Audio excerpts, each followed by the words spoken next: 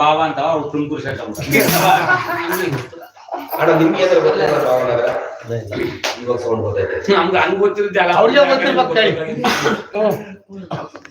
ಹಂಗೆ bore keep ಕೊಡ್ತಾನೆ ಅವ ಈ ಕಡೆ ಬೋರ್ ಅಣ್ಣ ನಿಮಗೆ ಭಾವನಗರ ಗೊತ್ತೇನಣ್ಣ ಅವ್ರಿಗೆ ಗೊತ್ತಿರೋದು ನೋಡಿ ನಂಜನಗೂಡು ಐತಲ್ಲ ನಮ್ದು ಹಿಂದೆ ನಂಜನಗೂಡು ಐತಲ್ಲ ಇದು ಆ ನಂಜನಗೂಡಿಗೆ ಒಂದು ಹಳೆ ಹೆಸರು ಐತೆ ಗರ್ಹಾಪುರ ಅಂತ ನಂಜನಗೂಡಿಗೆ ಹಿಂದಿನ ಹೆಸರೇ ಗರ್ಹಾಪುರ ಅಂತ ಈ ತಿರುಪತಿ ಐತಲ್ಲ ಅದಕ್ಕೆ ಭಾವನಗರ ಅಂದ್ರೆ ಆ ತಿರುಪತಿಗೆ ಹೆಸರು ಹಿಂದಿನ ಹೆಸರೇ ಭಾವನಗರ. ಭಾವನಗರದಲ್ಲಿ ಬಾಲೆ ಎಂಬ ಹೆಣ್ಣು ಮಗಳು ಈಕೆಗೆ ಮದುವೆಯಾಗಿ ಅನೇಕ ವರ್ಷಗಳು ಈಕೆಗಾದರೂ ಮಕ್ಕಳಾಗಿಲ್ಲ.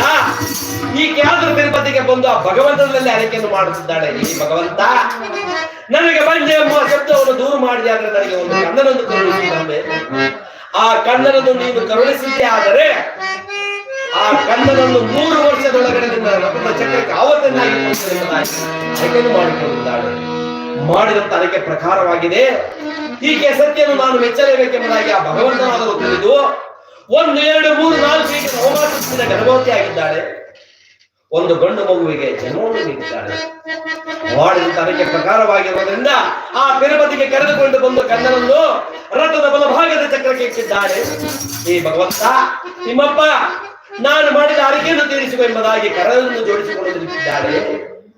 ಈ ಜನರೆಲ್ಲರೂ ಆ ರಥವನ್ನು ಎಳೆಯುತ್ತಿರುವಾಗ ಆ ಭಗವಂತ ಕೆಳಗಡೆ ಇದ್ದ ಕನ್ನಡದ ಪಾದವನ್ನೇ ನೋಡಿಲ್ಲ.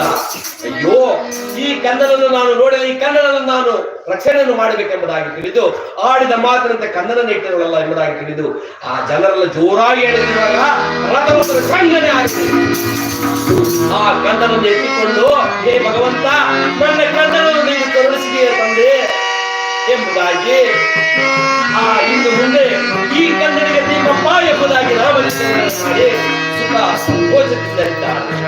ಇನ್ನು ಮುಂದೆ ನಾವು ರಾಜ ವಿಕ್ರಮ ಅಥವಾ ಶನಿ ಪ್ರಭಾವ ಎಂಬ ಕಥಾಭಾಗ